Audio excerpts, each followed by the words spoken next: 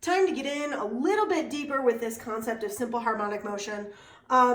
So we first looked at it just in its very basic form about what a simple harmonic oscillator is, what those very, very basic and baseline definitions are.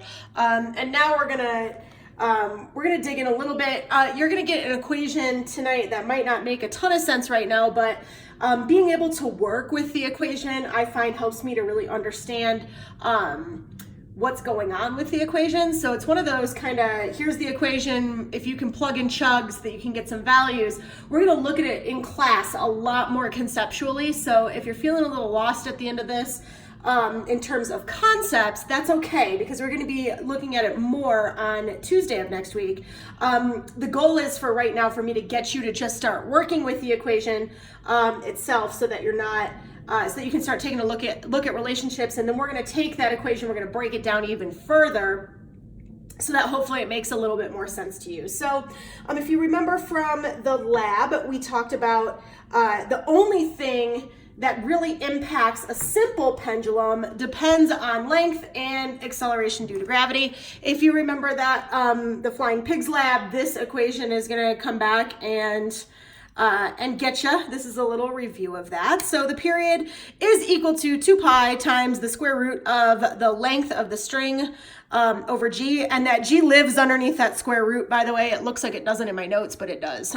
So this is not for conical pendulum. This is just for your back and forth non-circular pendulum, what that relationship is between the period and the length of the string. So from your lab, you guys used graphical data, or from your power lab, you used graphical data to determine what the period was based on the string length. And now this time around, you can use just an equation to get that exact same job done. So we didn't get into springs, or we didn't really work with springs in class, but springs have a similar equation. So it says the period T of a mass oscillating on the end of a spring depends on a mass and a force constant K of the spring. When we spit that out into equation, the period is 2 pi root mass divided by the spring constant. So if you can see, these equations are very, very similar, but instead with your pendulum, it's looking at length and acceleration due to gravity. And here with the spring, it's looking at mass and the force constant. And if you take a second to just pause and think about why these equations are a little bit different, and what sorts of forces are in play when we're talking about pendulums and the period of a pendulum versus what forces are at play when you're looking at a mass on a spring, these two equations will start to make a lot of sense conceptually to you as to why those variables are involved. So I want you guys to get just a little bit of practice. So we're going to say that there is a pendulum that makes, and if you have class notes, I gave you guys a note catcher, so I wrote this equation, or I wrote this problem out a little bit more consistently, so it makes a little bit more sense. I've got shorthand here in the notes. You can live with both, but the textbook, or the notes catcher that I gave you, is a little bit more fleshed out. So this is a pendulum oscillates, or makes 20 oscillations in 30.9 seconds. Calculate the length. So I want you to try to calculate that first. Try it on your own. You're using the pendulum equation for that. So that's your first hint. You have the number of oscillations in a given period of time, or you have the time that it takes to make 20 oscillations. So you should be able to figure that out pretty handily. Go ahead and hit pause. Did you hit pause? I think you didn't hit pause. I'm telling you, try to work the examples on your own. 20 oscillations in 30.9 seconds, calculate the length. If you're not really sure where to start somewhere with those two values and see what you can get. Don't be afraid to dig back into those old equations. You're gonna have to from circular motion. Not for this particular example, but well, yeah, you might if you do one thing if you do one thing one way. More than one way to load the dishwasher on this one, that's what I'll say. So hit pause, see if you can get a calculation. I'll let you guys know in just a second where you should have landed. So looking at this, just plugging and chugging, you should have gotten 59 centimeters for this one. Just to let you know, if you worked this out and got off by an order of magnitude, you maybe had a math error or a calculation error here with this G. So what I did in this worked example was I rearranged to solve for L first, so that we have this equation here.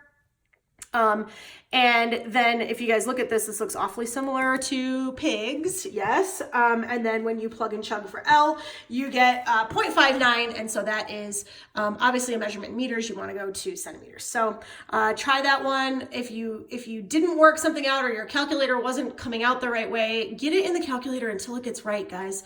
Take some time with these because these are the basics, and you want to be able to manage the basics when you come to class. That way we can start digging in conceptually to what some more of these things mean. Another suggestion for you is to hit pause right now and start messing around with how these values change. If you, for example, double the length of the string, or you take this entire setup and you move it to another planet and it's got a different acceleration due to gravity, what are the changes that are made within the equation? You know, you see those conceptual questions on the exam, so start asking them of yourself and just see how those changes in the equation will impact your results. So the more you do that kind of work algebraically, the better off you are for the test. So my other suggestion is to hit pause, try to mess around with these equations a little bit and see what happens if you start doubling mass, for example, or quadrupling the spring constant and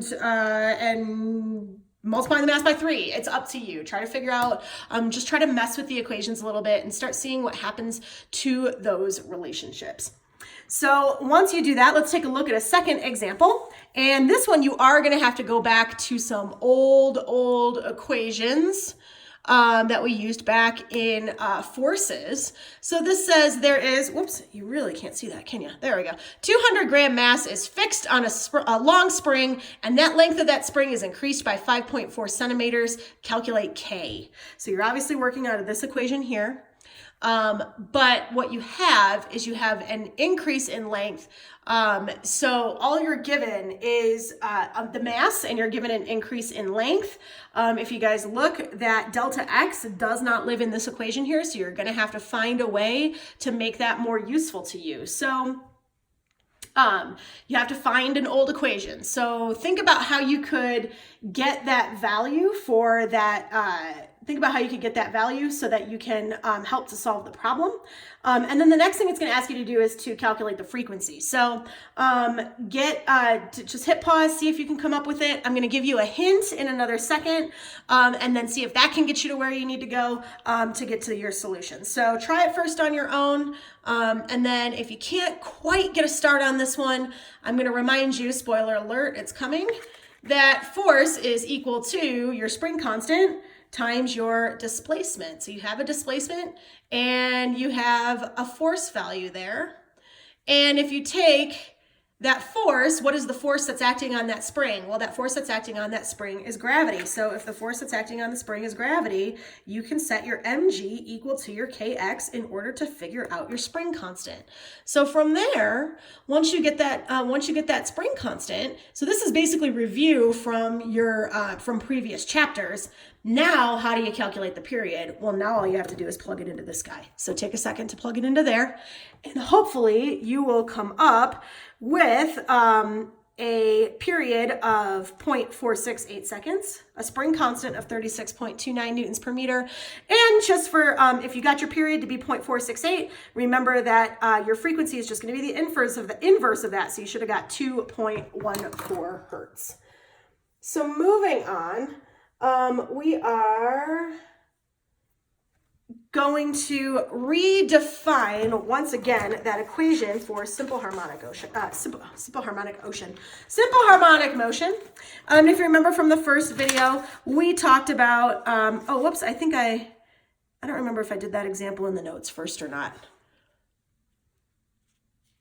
If not, maybe try that one because you should be able to do that without any issues. That's a review. So an object is oscillating with a angular velocity of 48.1 radians per second. What is the period? Remember that omega is 2 pi over t. So that's one of those equations that you're going to have to remember. So what is that period if it's oscillating at 48.1 radians per second? 48.1 radians per second is pretty darn quick. So when you look at that, you should come out with 0.13 seconds. I can't remember if that example is further down the note catcher page or not. I don't have it sitting in front of me. So I may have jumped a little bit ahead on that before getting into our defining equation for simple harmonic motion. So there is a defining equation for simple harmonic motion. So previously we discussed about it in really kind of easy squeezy terms, and we are going to dig a little bit deeper. So quick reminder that simple harmonic motion is an oscillation which acceleration is proportional to the displacement from its equilibrium in the opposite direction. So remember, whatever direction the acceleration is moving in, the change in displacement is going to be negative of that, or if the acceleration is negative, the change in displacement is going to be positive. So again, we will go back to, you saw in the first video, we had F proportional to negative X. And so we have that here, but we have it listed as A. But we have to remember that that acceleration is going to change if the frequency changes. So there's got to be some kind of constant that lives somewhere in this piece of the equation. So we say, all right, what is that constant going to be? Well, we have to involve our angular velocity because the acceleration is going to be bigger if our frequency is higher. So the higher the frequency, the more cycles per second, you're going to have a faster acceleration. So omega has to live somewhere in this equation. And so that becomes our constant. And this is the equation where I said, hey guys, just work with this and plug and chug for a little bit so you're comfortable with it. We're going to dig a lot more conceptually into this in class on Tuesday. As long as you can just live with this equation for right now, and just crunch numbers with it, you're going to put yourself in a really good spot. So the equation here, as for simple harmonic motion, is that acceleration is equal to negative omega squared x. So the negative value of the angular velocity times the displacement. So what does this equation accomplish? Well, if we use this equation, it can calculate the instantaneous acceleration of any oscillation of any known frequency at any given displacement. You're like, what? Slow it down and say it to yourself 3 times slow. So it will calculate the instantaneous acceleration of an oscillation of a known frequency at any displacement. So what that's saying is, if you have these values, let's say, for example, you have a pendulum swinging back and forth, it can calculate the instantaneous acceleration. So if the pendulum is like here, not totally like, let's say this is the X naught. Let's say the pendulum is like right here. It will calculate what the acceleration is if we can figure out the frequency, because we will know how far displaced it is from the equilibrium point. So this is a really handy equation because it will give us a lot of information as long as we know what the frequency is of our simple harmonic oscillator. We can figure out what the acceleration is at any point in that oscillation. So I want you guys to try a quick example just working with this value. Now, keep in mind that your negative is living outside of this. You're like, well, I'm just going to square this negative anyway. No, this negative lives outside of it because remember, it has to be, because that acceleration has to be negative, or that's that force that's acting in that opposite direction. So because it's acting in the opposite direction, we're going to give it a negative value. Remember, it is a restoring value. So let's take a look at this example. We have a mass that's oscillating between 2 springs. So like we have spring on one side, so you got like here, this is kind of what it's doing. So we got spring here, we've got a mass here, we got another spring on the other side, and somebody takes this this mass here and pulls it back, and now this ball in between these 2 springs is going back and forth with a frequency of 4 hertz. I hope you like the sound effects. So the first thing I want you guys to do is calculate the angular velocity. So angular velocity, if you remember, is 2 pi times the frequency. So that is one of those equations that doesn't really live anywhere. You just kind of gotta know it. So angular velocity is 2 pi times the frequency. So if we plug in our frequency of 4, we're gonna get 8.8 radians a second. So I just got you through the first part. I want you to hit pause and try to, the second part that I want you to do for this is to calculate your acceleration at the point, so these little springs going these oing ways, when it's 1 centimeter from equilibrium, when it's 4 centimeters from equilibrium, and when it's at equilibrium. So when it's 1 centimeter, when it's 4 centimeters, and when it's at equilibrium. So hit pause before I give you the answers to this. Drum roll, please. And you should have gotten negative 0.77 meters per second squared, negative 3.1. And obviously if it's at equilibrium, that displacement is 0. So you're multiplying this whole thing by 0. So by E, it's going to be 0 at that point. Moving on, let's try a different example. Let's say a pendulum has a period of 2.34 seconds. How far must it be displaced to make its acceleration 1 meter per second squared? So in this case, if we had, so we used 2 pi frequency for our omega value here. We have a little bit more of a handier of one here to figure out for the period. We've got that 2 pi over t value. So we are going to, oops, giving away all the answers here. So we're going to plug in 2 pi over t to figure out our omega. They want to know what the how far we have to move the pendulum in order to make its acceleration 1 meter per second squared. So you can see this equation is pretty darn handy. We can do a lot of stuff with it once we start working with it more frequently. We can get a lot of values out of this. So you should have gotten your omega to be 2.68 radians per second. And then you just plug it in for the answer. And now that displacement is going to be 0.14 meters. Now remember, I listed this as a positive. Could it also be a negative? Yeah, because it's going to be on either side of that oscillation. So we just need to know what the displacement is. I think in terms of answering for this, you can do either solution and still get credit for it. So if that changes, I'll let you know. So last, or a couple more examples, it says during simple harmonic motion, a mass moves with an acceleration of 3.4 meters per second squared when the displacement is 4 centimeters. So calculate omega and calculate the period. You should be able to plug this in right now, given that you've been reminded of this equation here and of this equation here, and you've just been given this one. So hit pause, see what you get, and pause, waiting, and you should have gotten somewhere around 9.2 radians per second. If you want to take a look at my work there, you can go ahead and buzz through that really quickly as well. So moving on from there, we're going to take one more. We're going to do one more example. I think we're doing one more example. I can't remember how many. I think I maybe put a couple extra examples at the bottom. One about revolutions per minute and hawks flapping their wings. I can give you those answers as well at the very end. So let's take a look at this example here. A mass oscillating on a spring performs 20 oscillations in 15.8 seconds. Calculate the acceleration when the displacement is 62.3 millimeters. Some of you guys pointed out on your test review that that's something you need to work on, is remembering when to do those conversions. So hint, hint, wink, wink, nod, nod. So go for it, see how you do. And again, if these problems aren't working out for you, go back and re-punch the numbers. Look at the way that it's getting put into the equation. Make sure you're labeling your variables by the right thing. That could be part of the problem, but really take some time to work through these problems. So what you should have gotten was you can figure out your omega by plugging in 2 pi over t. You get 7.95. This should be radians a second. Bad driver. Radians a second.